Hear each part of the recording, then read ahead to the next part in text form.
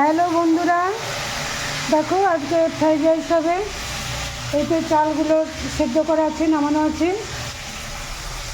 আর এগুলো এই যে মটন হবে বলে টমেটো, পেঁয়াজ, আলু এগুলো সব করা আছে।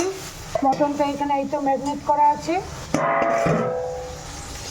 আর একে একে এগুলো ভাজা হয়েছে, ফ্রাইড রাইসে দেওয়া হবে বলে।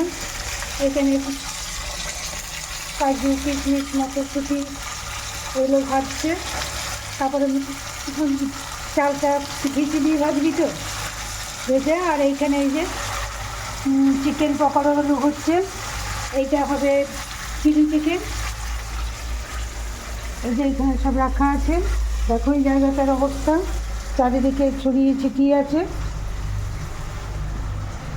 এই যে চালগুলো, ভাতগুলো। আর এই যে এটা মটন কষা হবে না কি হবে রে বাবু? এটা মটন কষা হবে।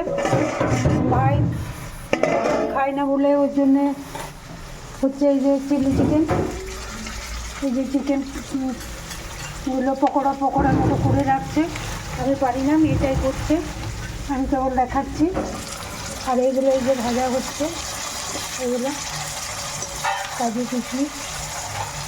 আজকে রাতের মেনু। এগুলো খাবো না, রেডি হলে আবার দেখাবো। রেডি হওয়ার পরে একবার ছবি তুলেই দেখাবো না।